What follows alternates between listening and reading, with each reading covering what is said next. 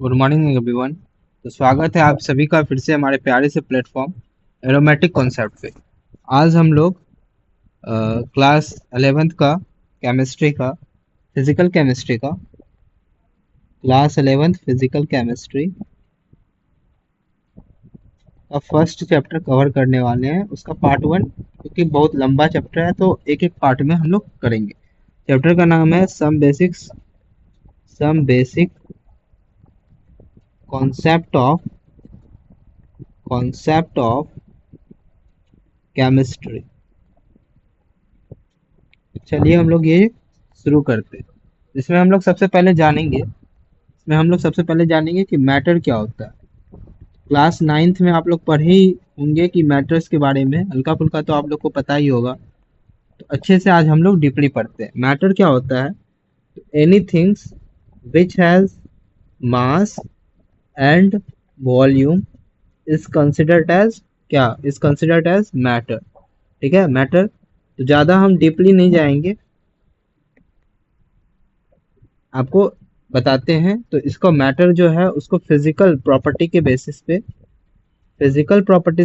पे तीन भागों में बांटा गया। वैसे तो पांच भाग है, परंतु जो हमारे सिलेबस है उसके अनुसार तीन ही पढ़ना है। तो पहला है हमारा सॉलिड, दूसरा है हमारा लिक्विड, और तीसरा हमारा है गैस। ठीक है, तो चलिए हम पहले ये डिस्कस कर लेते हैं फिजिकल प्रॉपर्टी के बेसिस पे क्या क्या बांटा गया। चलिए, on the basis of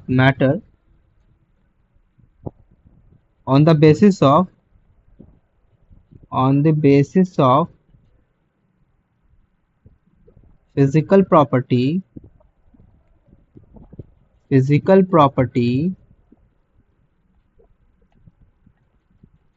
classified into three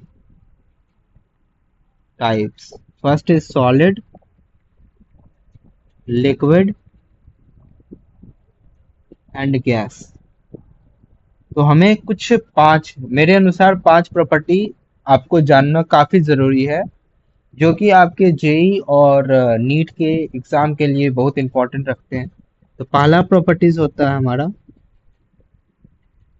क्या, मास। दूसरा हमारा रहता है वॉल्यूम। तीसरा हमारा रहता है शेप। चौथा हमारा रहता है थर्मल एनर्जी। और पांचवा रहता है हमारा इंटरमोलिकुलर फोर्स ऑफ अट्रैक्शन। सो मास याद रखिएगा, काफी इंपॉर्टेंट है ये। काफी इंपॉर्टेंट इसलिए है क्योंकि मास जो है वो सॉलिड, लिक्विड और गैस तीनों में क्या रहता है, हमारा डिफिनिट रहता है। क्या रहता है? डिफिनिट। वॉल्यूम हमारा सॉलिड का क्या होता है, फिक्स होता है, या डिफिनिट बोल सकते हैं। सॉलिड के केस में हमारा फिक्स होता है। ऐसे आपको बना करके यहाँ पे दिखा देते हैं। यहाँ पे सॉलिड ले लीजिए, यहाँ लिक्विड ले लीजिए, और यहाँ गैस ले लीजिए। ठीक है, सॉलिड लिक्विड गैस ले लिए। यहाँ पे ले लीजिए first mass, second shape, third volume, fourth thermal energy,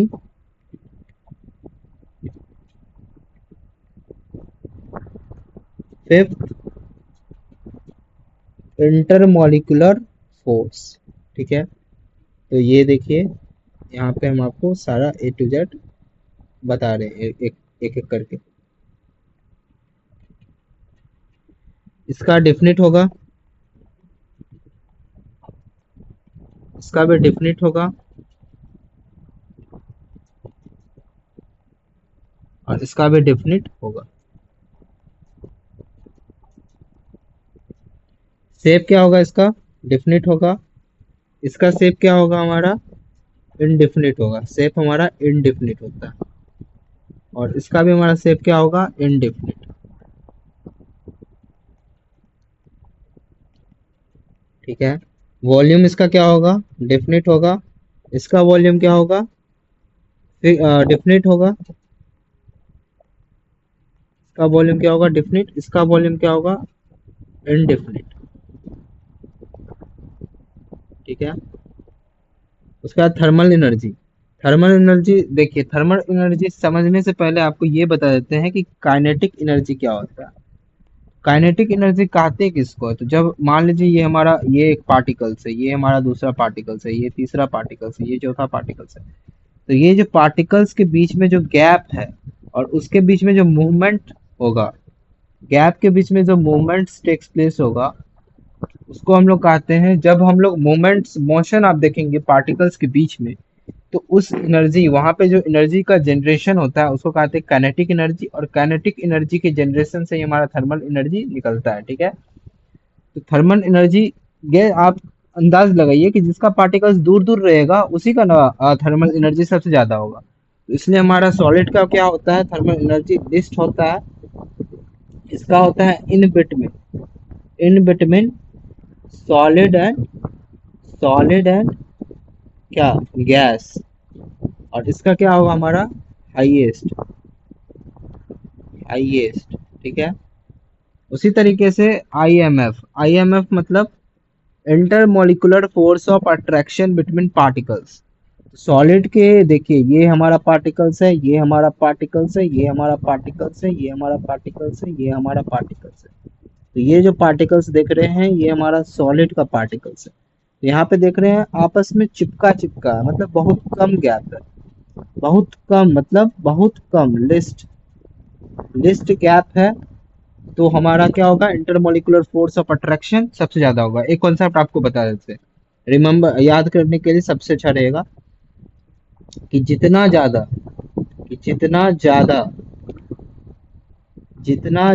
gap, उतना कम IMF, intermolecular force of attraction. और जितना ज्यादा इंटरमोलिकुलर फोर्स ऑफ अट्रैक्शन, उतना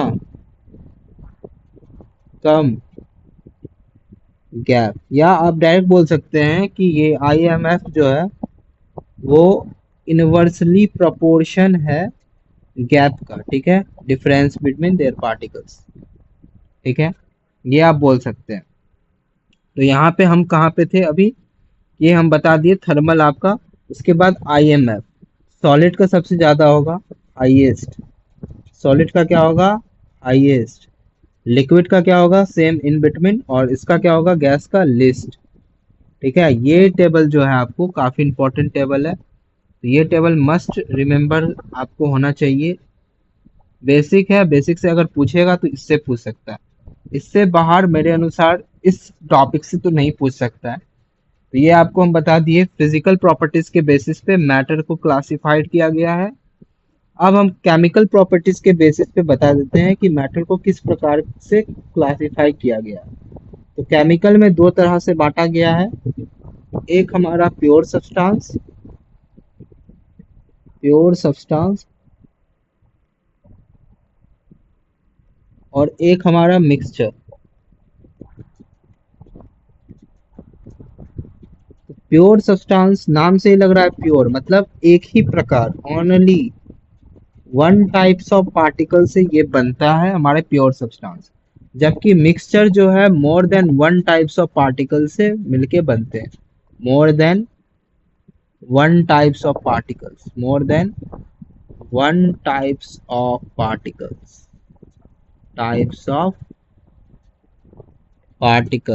ठीक है। तो प्योर सब्सटेंस को फर्दर क्लासिफाई किया गया है दो बेसिस पे, दो जगह पे। एक हमारा हो गया एलिमेंट्स, एक हमारा क्या हो गया, एलिमेंट्स। और एक हमारा हो गया कंपाउंड। क्या हो गया, कंपाउंड। ठीक है। एलिमेंट्स क्या होता है, तो a group of atoms. Elements को क्या बोलेंगे हम, कि एक वह ग्रुप ऑफ एटम, वह similar types of group of atoms को के कॉम्बिनेशन फॉर्म से जो बनता है उसको हम लोग एलिमेंट्स कहते हैं। ठीक है, आगे हम पढ़ेंगे कि एटम्स क्या होता है, मॉलिक्यूल्स क्या होता है, एटॉमिसिटी क्या होता है, वो सब भी आगे धीरे धीरे हम लोग आगे सीखेंगे।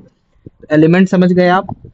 कंपाउंड क्या होता है, जब दो या दो से अधिक एटम्स आपस में मिलते हैं in fix ratio, in fix ratio, इन कौन से रेशियो में, इन फिक्स रेशियो, तब हमारा कंपाउंड का फॉर्मेशन होता है।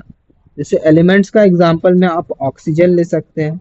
ठीक है, ऑक्सीजन, हाइड्रोजन, हाइड्रोजन, ये सब हमारा क्या आ जाएगा, एलिमेंट्स के एग्जांपल में।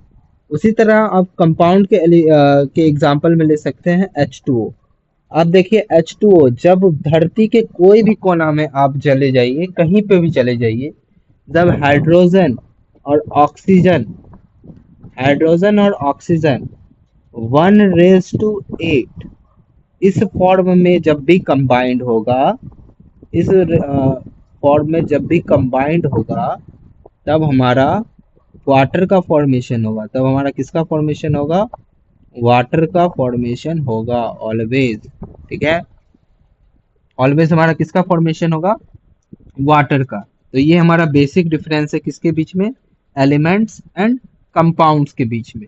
फिर एलिमेंट्स को भी फर्दर क्लासिफाइड किया गया है, आगे हम लोग धीरे धीरे करके सारा कुछ पढ़ेंगे। फिर एलिमेंट्स को भी, अभी बेसिक आपको इंट्रो बता रहे हैं, चैप्टर का ही नाम है basic concept of organic chemistry. इसको भी बांटा गया है metal, metal, non metal, non metal और मेटलॉइड्स, मेटलॉइड्स। ठीक है, तो एक एक करके हम लोग पढ़ने वाले हैं। ठीक है, तो अभी हम लोग क्या क्या पढ़ लिए हैं, प्योर सब्सटेंस कवर कर लिए हैं। अब आइए हम लोग मिक्सचर की तरफ मूव ऑन करते हैं। ठीक है, सो मिक्सचर की तरफ हम लोग मूव ऑन करते हैं। तो मिक्सचर का जैसे ही बताया कि more than one types of substance से मिलके बना है, वन टाइप्स ऑफ सब्सटेंस से मिलके बना होता है, जिसको हम लोग इजीली, फिजिकल फिजिकल प्रोसेसेस के द्वारा, फिजिकल प्रोसेस के द्वारा सेपरेट कर सकते हैं, सेपरेट कर सकते हैं, इजिली क्या कर सकते हैं, फिजिकल प्रोसेस के द्वारा सेपरेट कर सकते हैं। मिक्सचर का भी क्लासिफाइड किया गया है दो तरीके में। एक हो गया हमारा होमोजीनियस मिक्सचर, एक हो गया हमारा क्या, होमोजीनियस मिक्सचर, और एक हो गया हमारा हेट्रोजीनियस मिक्सचर। होमो मतलब होता है सेम, होमो मतलब होता है सेम, और हेट्रो मतलब होता है डिफरेंट। हेट्रो मतलब क्या होता है, डिफरेंट। तो होमोजेनियस मिक्सचर में क्या होता है, हमारा जो सब्सटेंस है वो यूनिफॉर्मली डिसोसिएट हो जाता है, डिसोसिएट इनटू देयर कौन सा पार्ट में, इनटू देयर सॉल्वेंट। मान लीजिए आपको एग्जांपल देते हैं, एग्जाम्पल एग्जाम्पल के तौर पे आप ले लीजिए, ये हमारा एक सॉल्ट ले लीजिए और एक हमारा वाटर ले लीजिए। तो इस केस में हमारा, ये सॉल्यूशन में हम लोग पढ़ेंगे कि सॉल्यूट क्या होता है, सॉल्वेंट क्या होता है, तब भी आपको बेसिक इंट्रो हम बता देते हैं। ये हमारा हो जाएगा, जब मान लीजिए ये हमारा बीकर लिए हम, तो यहाँ पे वाटर है, water act as a solvent, water act as a solvent, और ये हमारा जो साल्ट का पार्टिकल्स है वो हमारा एक्ट एज अ सॉल्यूट, ठीक है, और ये हमारा सॉल्वेंट है। तो जब हम ये डालेंगे इसके अंदर, तो ये कुछ समय बाद देखेंगे कि फुल्ली डिसोसिएट हो जाएगा, मतलब जो हमारा वाटर के बीच में गैप रहेगा, वाटर के बीच में जो इंटरमोलिकुलर फोर्स ऑफ अट्रैक्शन जो होता है, गैप रहेगा मॉलिक्यूल्स के बीच में, उसमें जाकर के ये साल्ट हमारा क्या हो जाएगा, फुल्ली डिसोसिएट होकर के उसके अंदर घुल जाएगा, मतलब उस गैप के अंदर जाकर के जमा हो जाएगा, जिससे हमारा जब भी हम लोग पियेंगे उस पानी को, तो वो पानी के अंदर हमें साल्ट का फुल्ली डिसोसिएशन देखने को मिलेगा और पीने पे पूरे अच्छे से साल्ट का टेस्ट आएगा। अब इसको देखिए फिजिकल प्रोसेस से हम लोग कैसे कर सकते हैं। तो देखिए जब हम लोग इसको नीचे से हीट दे दे, जब हम नीचे से इसको हीट दे दे, जब लार्ज अमाउंट में हीट देंगे तो ये हमारा जितना भी वाटर है वो इवापोरेट हो जाएगा, इवापोरेट हो जाएगा, और हमारा क्या आ जाएगा, साल्ट जो है वो आपके ऊपर सरफेस पे आपको देखने को मिलेगा। तो ये हमारा क्या हो गया, होमोजीनियस का एग्जांपल। उसी तरीके से हेट्रोजीनियस के एग्जांपल्स आप सैंड ले लीजिए, जब वाटर के अंदर देंगे तो वो डिसोसिएट अपना आयंस को नहीं कर पाता है फुल्ली, तो वो हमारा क्या आ जाएगा, हेट्रोजीनियस मिक्सचर। तो अभी तक में हम लोग क्या क्या पढ़ चुके हैं, ये सब हम लोग अभी तक में क्लियर कर चुके हैं। अब चलिए आपको हम बेसिक, एकदम बेसिक जो होता है, एक तो मैटर बता दिए, अब मैटर का भी बेसिक होता है, एक होता है एटम्स। क्या होता है, एटम्स। क्या होता है हमारा एक, एटम्स। चलिए हम एटम्स के बारे में जानते हैं। तो एटम्स क्या होता है, atoms is a basic basic unit of basic unit of matter. Atom क्या है हमारा, बेसिक यूनिट ऑफ मैटर है। एटम हमारा क्या है, बेसिक यूनिट ऑफ मैटर। ठीक है, कोई आपसे पूछेगा कि एटम्स क्या है, तो बेसिक यूनिट्स ऑफ मैटर्स कहेंगे। अब एटम्स को जिस प्रकार हम लोग क्या कहते हैं बॉडी के अंदर, जिस प्रकार हम लोग बॉडी के अंदर सेल को बेसिक यूनिट ऑफ लाइफ कहते हैं, सेल को हम लोग क्या कहते हैं, बेसिक यूनिट ऑफ लाइफ, उसी तरीके से हम लोग केमिस्ट्री के अंदर एटम्स को क्या कहते हैं, बेसिक यूनिट ऑफ मैटर्स। ठीक है, एटम्स को क्या कहते हैं, बेसिक यूनिट ऑफ मैटर्स।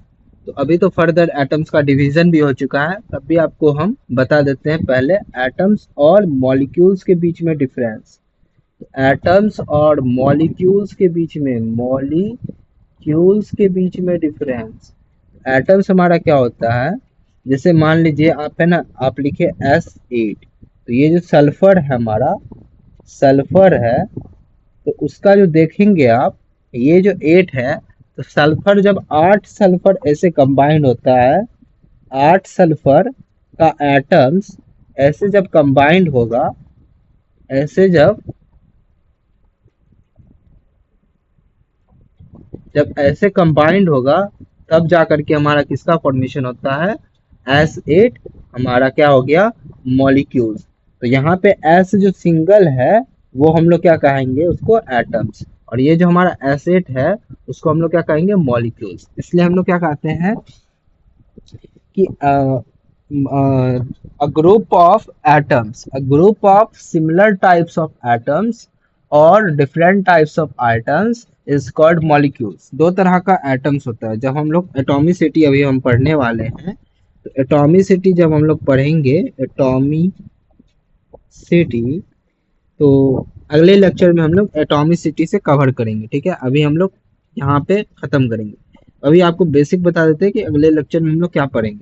तो जब हम लोग एटॉमिसिटी पढ़ेंगे, एटॉमिसिटी का डिफिनेशन बता देते हैं कि द नंबर ऑफ, कि the number of, the number of atoms, the number of atoms present, the number of atoms present in a molecules, in a molecules of the element is called atomicity। ये होता है एक हमारा होमो atoms होता है, और एक हमारा हेट्रो एटम्स होता है। ठीक है, आगे हम लेक्चर में एटॉमिसिटी से शुरुआत करेंगे। तो धन्यवाद।